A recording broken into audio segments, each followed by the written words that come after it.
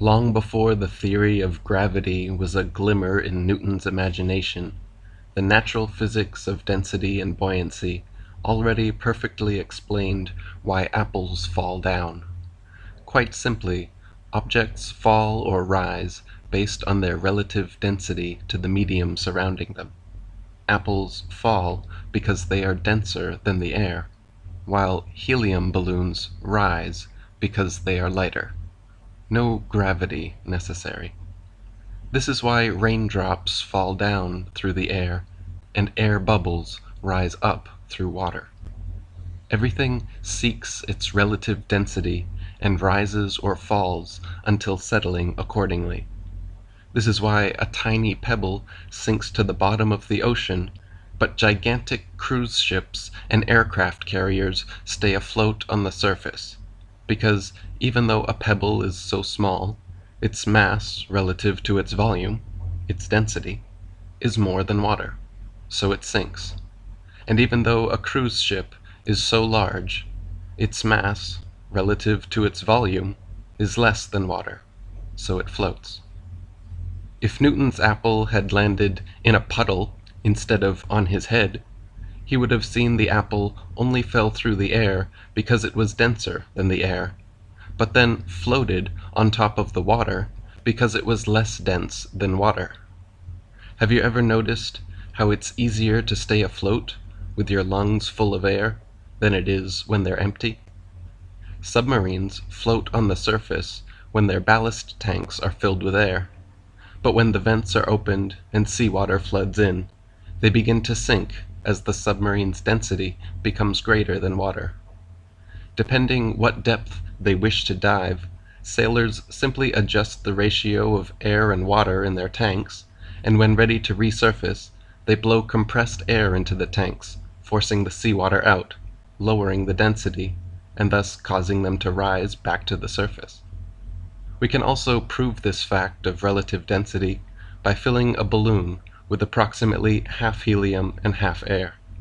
Since helium is lighter than the oxygen, nitrogen, and other gases that compose the air around us, filling a balloon with just the right amount of helium to compensate for and balance out the density of the plastic results in a gravity-defying, levitating balloon at equilibrium that neither rises nor falls.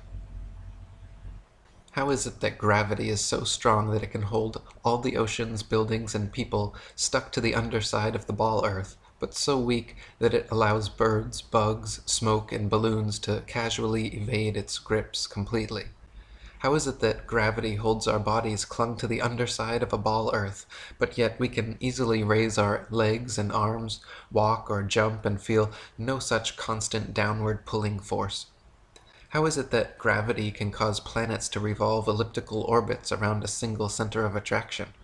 Ellipses by nature require two foci, and the force of gravitation would have to regularly increase and decrease to keep planets in constant orbit and prevent pulling them into direct collision courses.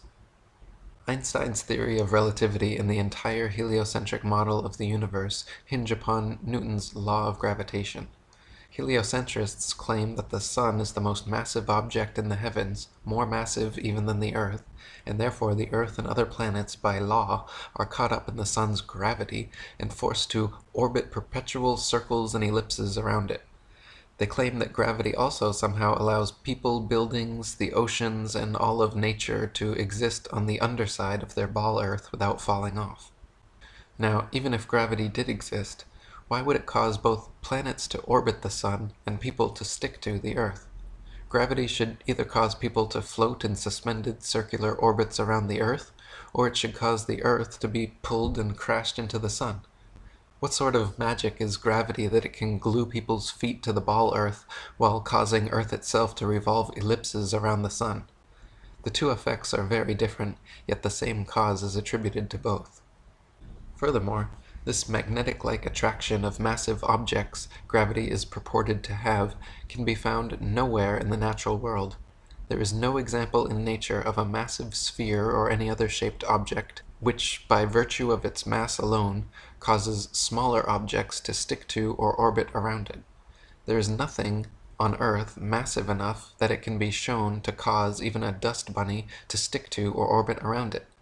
Try spinning a wet tennis ball or any other spherical object with smaller things placed on its surface, and you will find that everything falls or flies off, and nothing sticks to or orbits around it. To claim the existence of a physical law without a single practical, evidential example is hearsay, not science.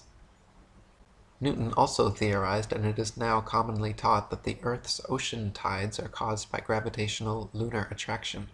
If the moon is only 2,160 miles in diameter, and the Earth 8,000 miles, however, using their own math and law, it follows that the Earth is 87 times more massive, and therefore the larger body should attract the smaller to it, and not the other way around.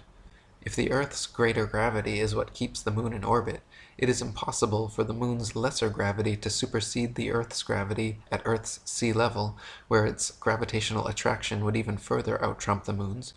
Not to mention the velocity and path of the moon are uniform, and should therefore exert a uniform influence on the Earth's tides, when in actuality the Earth's tides vary greatly.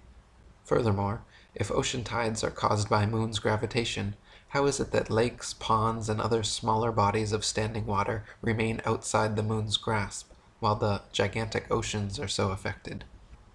Heliocentrists claim the ball Earth is perpetually spinning on its axis at a mind-numbing 1,038 miles per hour, or 19 miles per second, and somehow people, animals, buildings, oceans, and other surface phenomena can stick to the underside of the spinning ball without falling or flying off. Take a ride on the gravitron at your local amusement park, however, and notice how the faster it spins, the more you are pushed away from the center of spin, not towards it. Even if the centripetal, inward pulling force, of gravity did exist, which it does not, the centrifugal, outward pushing force, of the ball Earth's supposed 19 mile per second spin would also exist and have to be overcome, yet neither of these opposing forces have ever been shown to have any existence outside the imaginations of heliocentric scientists. Astronomers claim to have measured all the planets' distances, shapes, orbits, weights, relative positions, and times of revolution, all based on the law of gravitation, and without gravity, their entire cosmology folds under its own weight. Without gravity, people cannot stand upside down on a ball Earth. Without gravity, the Earth and planets cannot be revolving around the sun. Without Newtonian gravitation, Einsteinian relativity, Copernican heliocentricity, and the entire Big Bang ball Earth mythos cannot exist and falls to pieces. Gravity, both metaphorically and quite literally, just does not hold any water, not as a sound theory of cosmology, and not as a law supposedly responsible for holding in the world's oceans.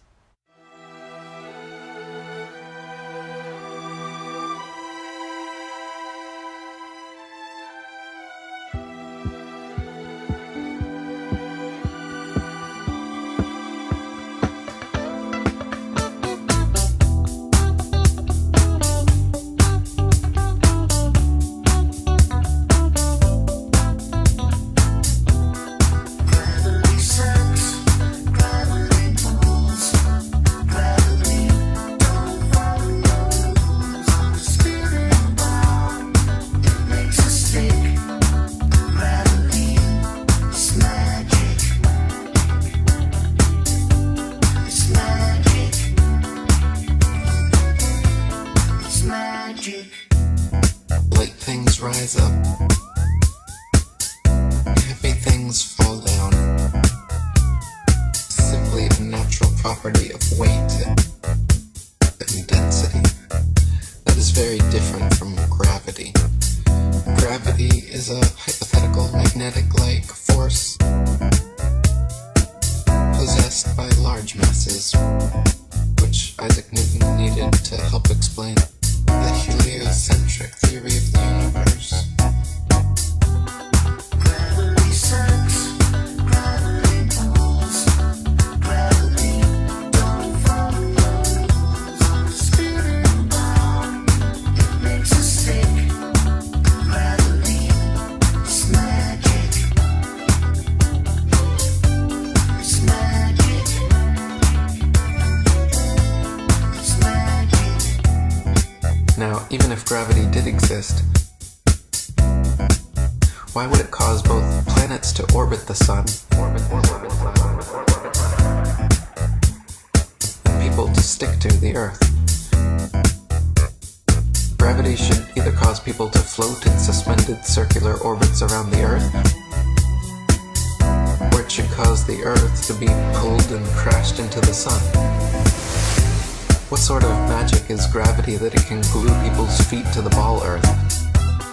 Gravity sucks, gravity pulls, gravity don't follow no rules. Spinning ball, it makes a stick.